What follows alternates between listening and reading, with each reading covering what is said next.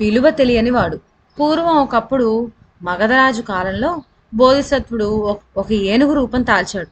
ఆ ఏనుగు తెల్లటి శరీర ఛాయతో ఐరావతాన్ని పోలి ఉన్నది. ఇక దాని అందచందాలు, లక్షణాలు వర్ణించతరమే కాదు.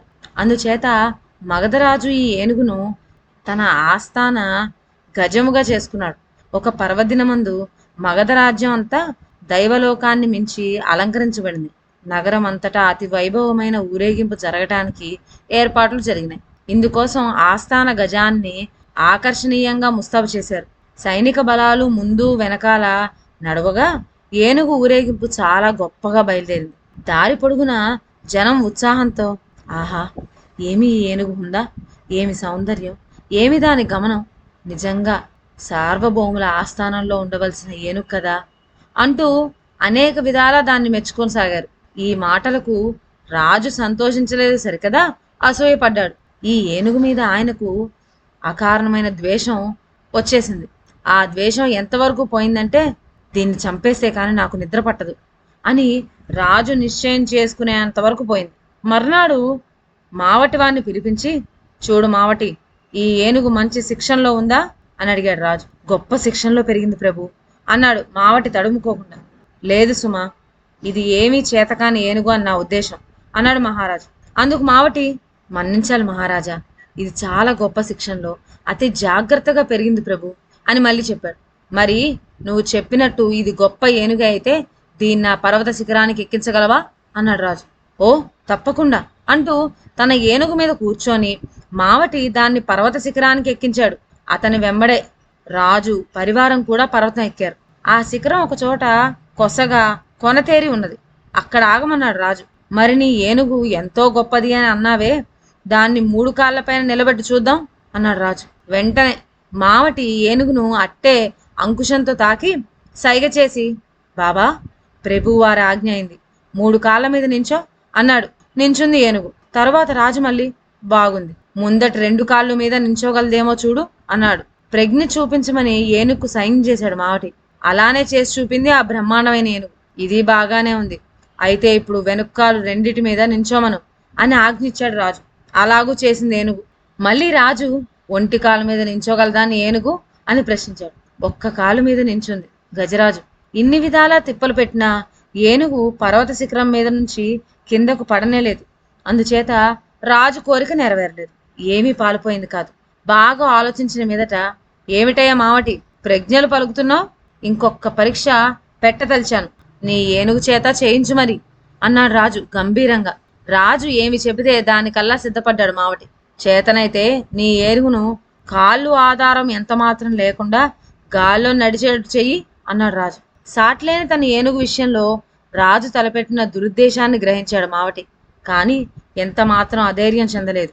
ఏనుగు చెవిలో రహస్యంగా ఇలా చెప్పాడతను. బాబా, నువ్వు ఈ శిఖరం నుండి కింద పడి ప్రాణాలు వదలాలి అని రాజు ఉద్దేశంగా కనబడుతున్నది. అతడు విలువ తెలియనివాడు.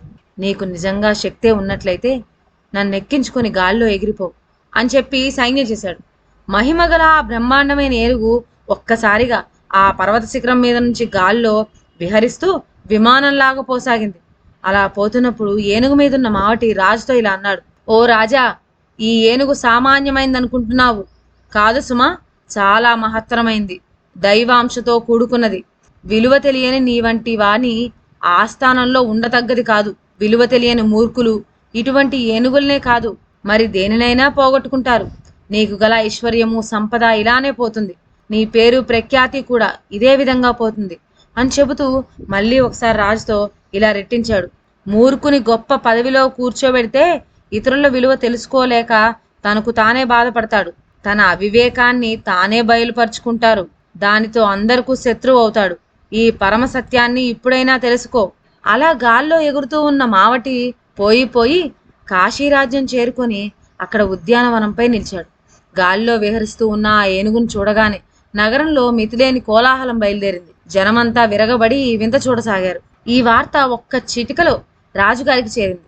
తక్షణమే కాశీరాజు ఆ ఏనుగు నిలిచిన చోటికి స్వయంగా వచ్చి, గజరాజా, నా రాజ్యానికి వచ్చి నన్ను ఉద్ధరించు, కిందకి దిగిరా అన్నాడు.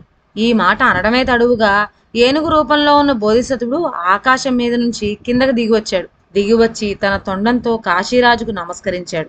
కాశీరాజు కాశీరాజు తరచి తరచి ప్రశ్నించేసరికి జరిగిన సంగతి సందర్భాన్ని పూసగుచ్చినట్లు చెప్పాడు మావటి. అటు కాశీరాజుకు ఇటు మావటి వానికి కూడా చెప్పలేని సంతోషం కలిగింది. ఆ ఏనుగును చక్కగా అలంకరించి ఒక దివ్య సుందరమైన ప్రత్యేకశాలలో దాన్ని ప్రవేశపెట్టాడు రాజు. అపురూపమైన ఆ ఏనుగును ప్రాణ సమానంగా చూచుకోసాగాడు. అంతేకాదు తన రాజ్యాన్ని 3 భాగాలుగా విభజించి ఒక భాగం ఏనుగు రూపంలో ఉన్న బోధిసత్వుడి పోషణ కోసం, రెండో భాగం మావటినికి ఇచ్చివేసి తక్కినది తను అట్టే పెట్టుకున్నాడు. తలవని తలంపుగా ఇటువంటి గజరాజు తన ఆస్థానానికి రావటం గొప్ప అదృష్టంగా భావించాడు కాశీరాజు. బోధిసత్వుడు భూమిపైన అడుగుపెట్టిన క్షణం నుంచి కాశీరాజు ఐశ్వర్యం, సంపద ఎన్నో ఇంతలు వృద్ధి కాజొచ్చింది. కాశీరాజుకు పేరు ప్రఖ్యాత కూడా ఎక్కువైనాయి. ఇదండి ఇవాల్టి కథ. మరొక మంచి కథతో నెక్స్ట్ వీడియోలో కలుద్దాం. అంతవరకు సెలవు. నా ఛానల్లోని కథలు మీకు నచ్చినట్లయితే నా ఛానల్ను లైక్ చేసి సబ్స్క్రైబ్ చేయండి. షేర్ చేయడం మర్చిపోవద్దు. కొత్త కథల నోటిఫికేషన్ కోసం బెల్ ఐకాన్ ప్రెస్ చేయండి. Thank you.